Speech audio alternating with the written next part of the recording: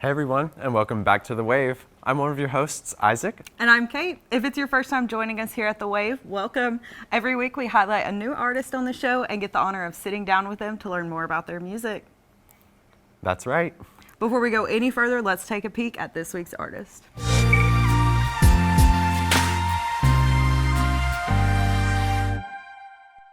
My name is Nick Rich. I am from Sarasota, Florida, and I am 19. The music I have out now and the music I'm moving towards is definitely soul at its heart. It's been hard to describe. I feel like it has a lot of elements of folk and definitely just like classic pop in there. I feel like definitely the past couple of years I've had a really rough time trying to tap into just how I am emotionally. I definitely am writing from a place that I've been a couple years past. Most of the songs I write are kind of from a deep, sad place, which I know is cliche, but they are. So I have done one show so far in Nashville at part of the Neon Sky series. It was really, really good. My first time doing like all original music. Well, I did a couple covers, but it was just so much fun. I had all my friends come out, and it's like about 35 people, and I'm nervous as heck to perform in front of everybody. I like to just stay to myself and sing to myself if I can, but yeah. I think my only goal when writing music and singing music and releasing records is just to be believed. The people that I love and the music that I listen to and the artists that I listen to are all extremely vulnerable, and they tell it how it is, and I really want to follow suit in that, and I really want to just be believed in everything that I say, because the moment that I start faking it is the moment that I feel like it's not art anymore, and I think that's my goal, is just to make art. So most of my socials are under Nick Rich Official, and you can find me on Spotify or Apple Music under Nicholas Rich, or if you look up my song Devil on My Shoulder, it will be there for you. So thank you guys for listening.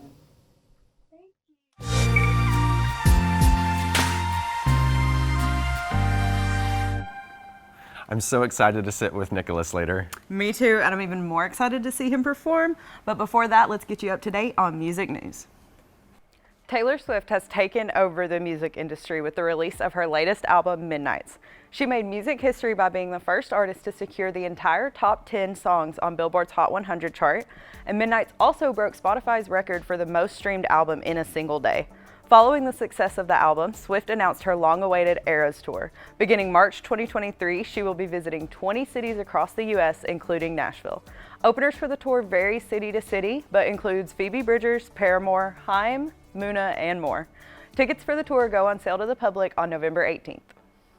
Everybody stop what they're doing and listen up. Rihanna has finally released new music, and it's even better than you can imagine. Rihanna's new song, Lift Me Up, has already charted #1 on Billboard, relaunched Hot Trending, but the song also teases the new Black Panther movie, which is set to premiere on November 11th. Dolly Parton has confirmed that she will be officially retiring from touring. In an interview, Parton said that she will continue to perform, but has no intentions of doing a full-blown tour again. She went on to say that she wouldn't feel right leaving her husband at home for weeks at a time. Parton finished the interview by saying she wants to spend her remaining years close to home with her family. And that's it for this week's music news. We'll be right back with Nicholas right after the break.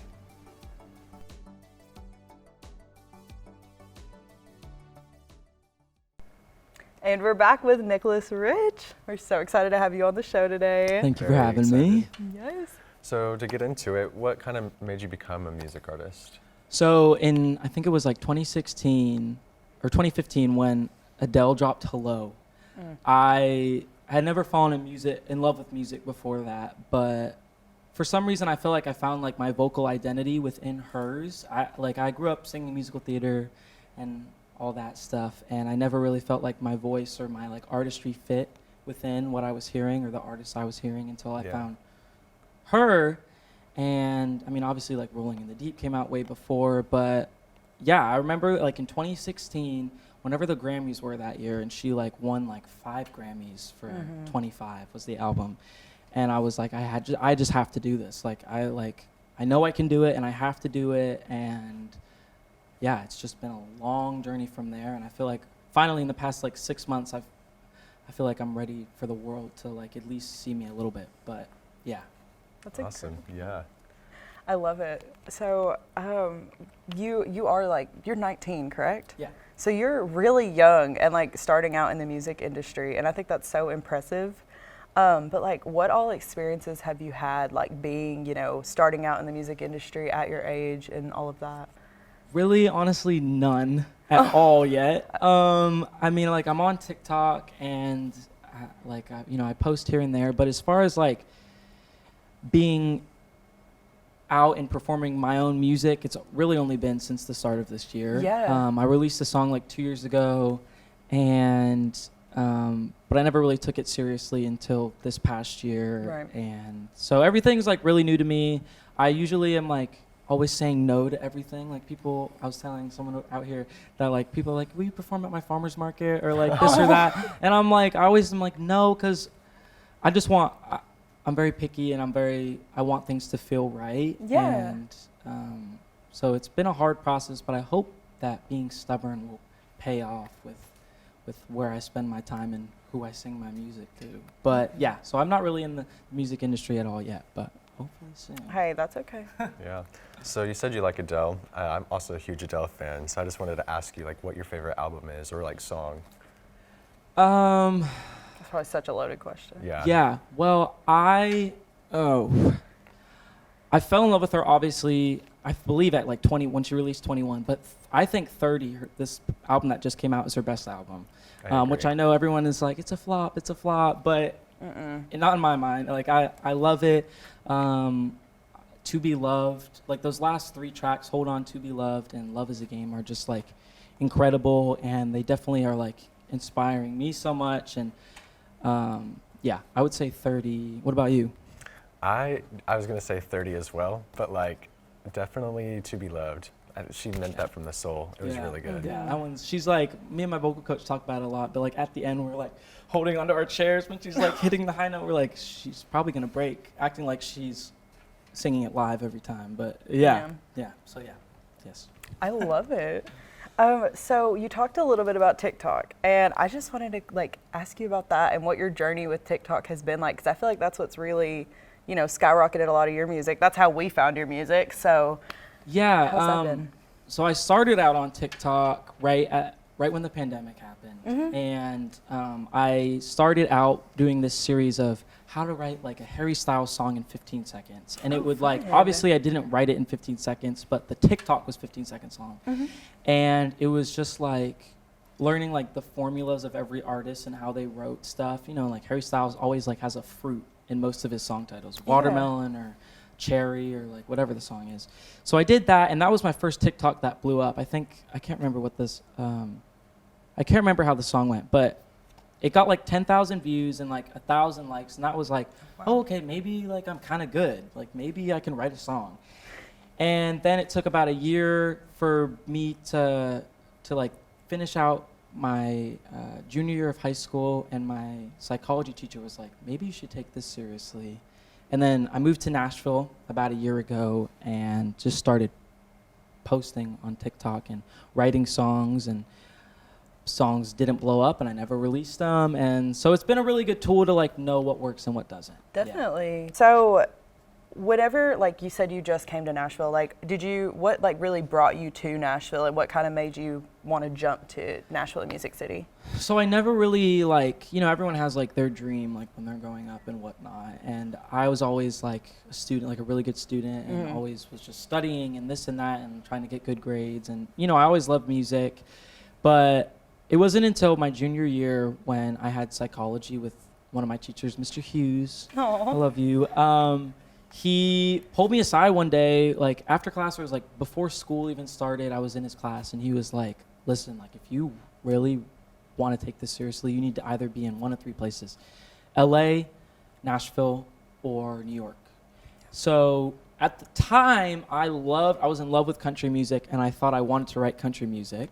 So Nashville was obviously the closest place out of those 3. I'm from Florida. Oh, So very nice. the closest out of those 3, the cheapest, and the most like artistically, in the same boat. until I moved here and I started writing country music, and I learned that I didn't like the formula, and I just didn't really fit the script. And I'm also like, I didn't grow up on a farm. I mean, I did.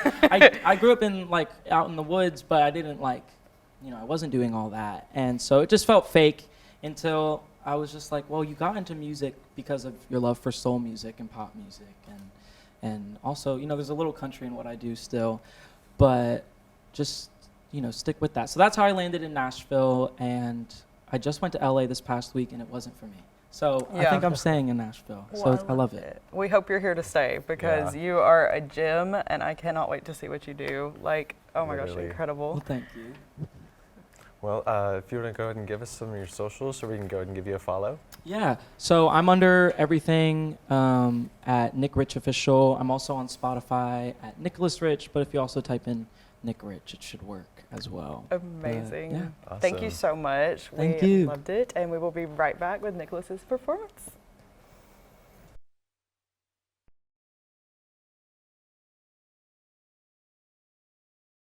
We hope you enjoyed this week's episode.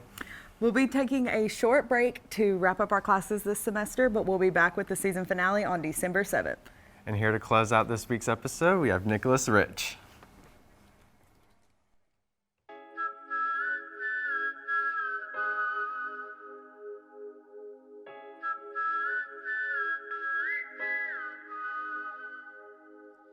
You've got me wrapped around your finger, and I can't sleep when I let you linger. You aim and I've got the trigger. I'll wait till I get the whisper. He's on my shoulder, he tells me all your crimes. You might be warmer, but you haven't learned to lie. But you haven't learned to lie. No, you haven't learned to lie. So cold,